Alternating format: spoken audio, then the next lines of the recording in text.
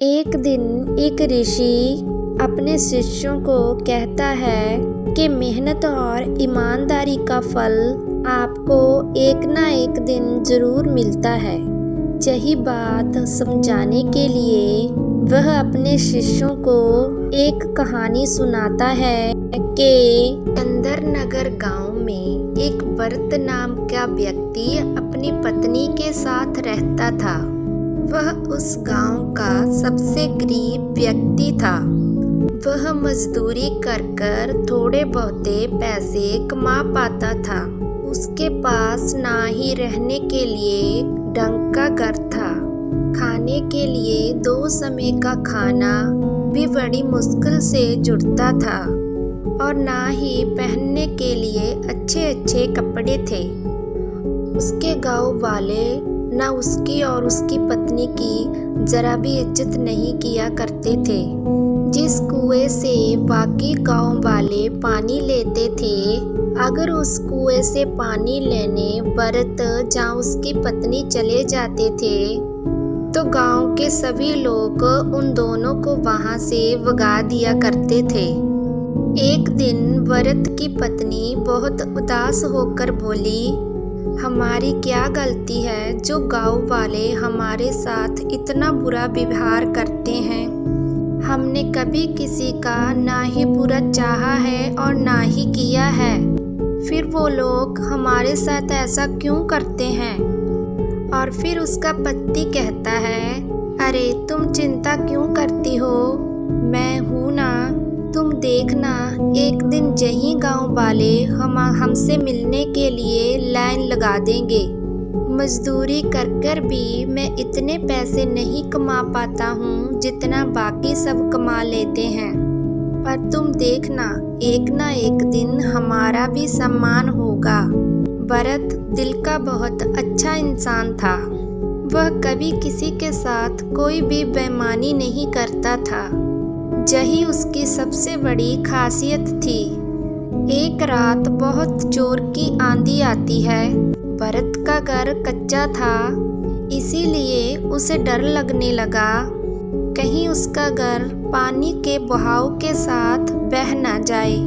भरत और उसकी पत्नी ने कुछ जरूरी सामान अपने हाथों में उठा लिया और पास ही अपने भाई के घर चलने लगे। भरत के भाई का घर बहुत ही बड़ा और पक्का था, इसीलिए भरत ने सोचा जरूरी सामान उसके घर में रख देते हैं। भरत जरूरी सामान लेकर अपने भाई के घर पर पहुंच जाता है। भरत के साथ साथ उसकी पत्नी भी आती है। भरत घर के बाहर खड़ा होकर आवाज लगाता है, भाई बाहर आ जाओ, कुछ जरूरी काम है। भरत का भाई अपने घर से बाहर आता है और बोला, हाँ बताओ क्या हुआ, इतनी बारिश में जहाँ क्यों आए हो। और फिर भरत कहता है, भाई तुम्हें मेरे घर का हाल तो पता ही है, हमारे घर का सारा सामान पानी के साथ बह न जाए, इसलिए मैं अपने घर का कुछ जरूरी सामान तुम्हारे घर पर रखना चाहता हूँ। और फिर उसका भाई कहता है, तुम्हारा सामान मेरे घर पर? जी नहीं, ऐसा नहीं हो सकता, मेरी पत्नी मुझे बहुत डांटेगी, मैं नहीं रख सकता हूँ, तुम जाओ अपना सामान अपने घर पर ही रखो। भरत का भाई उसे ऐसा कहकर अपने घर के अंदर चला जाता है। भरत और उसकी पत्नी दुखी होकर वापस अपने घर आ जाते हैं। बारिश बहुत जोर से हो रही थी, इसीलिए भरत और उसकी पत्नी घर के सामान की रखवाली करने के लिए पूरी रात जागते रहे। जैसे ही सुबह होती है, सुबह होते होते बारिश भी बंद हो चुकी थी। अब ऐसी बरसात की स्थिति में भरत को एक भी काम नहीं मिल पा रहा था। कुछ महीने इसी तरह गुजर गए। एक बार अमीर व्यक्तियों ने मिलकर उस गांव में एक सप्ताह मेला लगवाया। सभी अमीर व्यापारी अपनी अपनी गाड़ियों में गांव का मेला देखने आए। एक व्यापारी अपनी गाड़ी से गांव तक आ गया। अचानक जोर जोर से बारिश होने लगी। उस व्यापारी की गाड़ी कीचड़ में फंस जाती है। उसने बहुत कोशिश की, लेकिन उसकी गाड़ी कीचड़ से बाहर नहीं निकल पा रही थी। बारिश बहुत तेज हो रही थी। गांव के कुछ लोग वहां से गुजर रहे थे, तो व्यापारी ने उन लोगों से मदद मांगी, मगर वो लोग कहते हैं इतनी बारिश में हम आपकी क्या मदद करेंगे। इतना कहकर वो वहां से चले जाते हैं। लगातार बारिश हो रही थी। व्यापारी सभी गांव वालों को आवाज देकर बुला रहा था, पर गांव के सभी लोग उसकी मदद करने से इनकार कर रहे थे। भरत सभी जगह से काम मांग कर निराश होकर घर को लौट रहा था। बारिश बहुत तेज हो रही थी, इसीलिए वो दौड़ता हुआ घर की ओर जा रहा था। तभी वह देखता है एक गाड़ी कीचड़ में फंसी हुई थी। उसे मुसीबत में देखकर भरत गाड़ी के पास आया और वो कीचड़ से गाड़ी निकालने में उस व्यापारी की मदद करने लगा। गाड़ी के पहिए कीचड़ में अंदर तक दस चुके थे और फिर भरत कहता है, साहब इसके पहिए कीचड़ में अंदर तक दस चुके हैं। मैं पहियों के पास से कीचड़ हटाता हूँ, आप गाड़ी निकालने की कोशिश करना। थोड़ी मशक्कत करने के बाद गाड़ी कीचड़ से बाहर निकल जाती है। गाड़ी थोड़ी आगे तक गई। भरत उस गाड़ी को देख रहा था। तभी अचानक से गाड़ी रुक जाती है और गाड़ी में से वह व्यापारी निकलता है और भरत के पास जाता है और वो व्यक्ति भरत को कहता है, हेलो, तुम कौन हो? मेरा नाम किशन लाल है। मैं शहर में एक बहुत बड़ा व्यापारी हूँ। भरत उस व्यापारी को देखकर थोड़ा सा घबरा जाता है और कहता है, जी मेरा नाम भरत है। मैं कई सालों से इसी गांव में रह रहा हूँ। और फिर व्यापारी कहता है, तुम बहुत अच्छे इंसान हो। पिछले आधे घंटे से मैं यहीं फंसा हुआ था। किसी ने भी मेरी मदद नहीं की, सिर्फ तुमने मेरी मदद की, तब जाकर मेरी गाड़ी इस कीचड़ से निकल पाई है। मैं यहाँ मेला देखने आया था।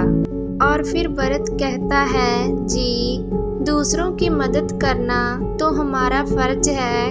अब बारिश रुक चुकी थी। भरत वापस अपने घर को जाने लगा और तभी व्यापारी कहता है, रुको भरत, मुझे अपने साथ अपने घर नहीं ले जाओगे क्या? और भरत बोलता है, नहीं साहब, मुझ जैसे गरीब के घर जाकर आप क्या करोगे? मेरे घर पर चारों ओर पानी ही पानी भरा हुआ है और बैठने तक की जगह नहीं है। आप मेला देखने जाइए और मैं घर जाता हूँ। व्यापारी बोला, अब तो मैं एक बार तुम्हारे घर चलकर ही रहूँगा। और फिर भरत कहता है, जी जैसी आपकी मर्जी, आप इतना कहते हो तो चलिए। भरत किशन लाल को अपने घर लेकर जाता है। भरत की पत्नी पानी से बचकर एक और चारपाई पर बैठी हुई थी और भरत घर पहुंचकर अपनी पत्नी से कहता है, देखो साहब आए हैं हमारे घर पर, जाओ इनके लिए कुछ खाने को लेकर आओ। किशन लाल भरत का देखकर बहुत उदास हो गया और भरत से पूछता है, तुम क्या काम करते हो? भरत कहता है, साहब क्या बताऊं, कब से काम की तलाश में इधर उधर भटक रहा हूँ, पर मुझे कोई काम ही नहीं मिलता। बस इधर उधर से घूम घाम कर थोड़ा बहुत मजदूरी का काम कर लेता हूँ। अब तो बारिश की वजह से वो भी थोड़ा बहुत मजदूरी का काम बंद हो गया है। तब तक भरत की पत्नी एक प्लेट में एक गुड़ का टुकड़ा लेकर आई और बोली, साहब हमारे घर पर अब यही बचा हुआ है, कृपया आप इसे ही खा लें। और वो व्यापारी कहता है, हाँ हाँ क्यों नहीं, अगर कोई सत्कार से हमें खाने को कुछ भी देता है वो अच्छा ही होता है।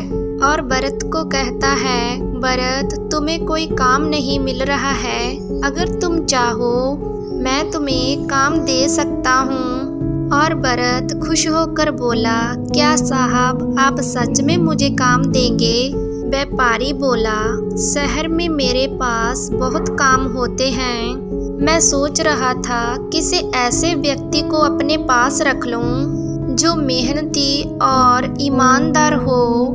तुम्हें देखकर ऐसा लगता है कि तुझमें वो दोनों गुण हैं।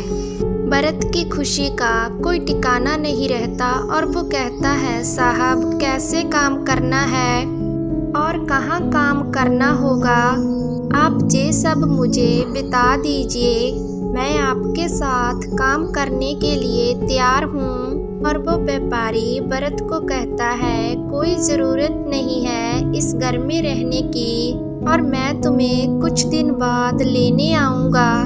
तुम मेरे साथ शहर में काम करोगे और वहीं रहोगे, मैं तुम्हें नया घर दिलवा दूँगा। यह सुनकर भरत और उसकी पत्नी बहुत खुश हुए। भरत ने गांव में घूम कर इस खुशखबरी को गांव के सभी लोगों को बताया। गांव वालों को उसकी बात पर विश्वास नहीं हो रहा था। कुछ दिनों बाद किशन लाल अपनी गाड़ी लेकर गांव आया और भरत के घर के पास रुक गया और भरत से कहता है, भरत सारा सामान तैयार है ना, चलो चलते हैं। भरत और उसकी पत्नी सारा सामान लेकर किशन लाल की गाड़ी में बैठ जाते हैं। गाड़ी चल पड़ी। सभी गांव वालों का ध्यान उन्हीं लोगों पर था। किशन लाल भरत और उसकी पत्नी को शहर लेकर आ गया। उसके बाद उसने उन दोनों को रहने के लिए एक घर दे दिया। भरत व्यापारी के सारे काम अच्छे से समझ गया था। अब वो पूरी ईमानदारी से किशन लाल के साथ काम करने लगा। भरत का घर बहुत ही सुंदर था और भरत अब पैसे भी अच्छे खासे कमा लेता था। धीरे धीरे करके उसके गांव वाले भरत और उसकी पत्नी से मिलने शहर आने लगे। जिस बाई ने भरत के सामान को रखने से मना कर दिया था, अब वो भरत को बाई बाई कहते नहीं थकता था। भरत ने आखिर अपनी ईमानदारी और वफादारी और मेहनत से सब कुछ पा लिया। तो दोस्तों, आपको ये कहानी कैसी लगी? अगर आपको कहानी सुनना अच्छा लगता है, प्लीज़ हमारे चैनल को सब्सक्राइब एंड वीडियो को लाइक ज़रूर करना। बाय बाय दोस्तों, मिलते हैं एक नई कहानी में।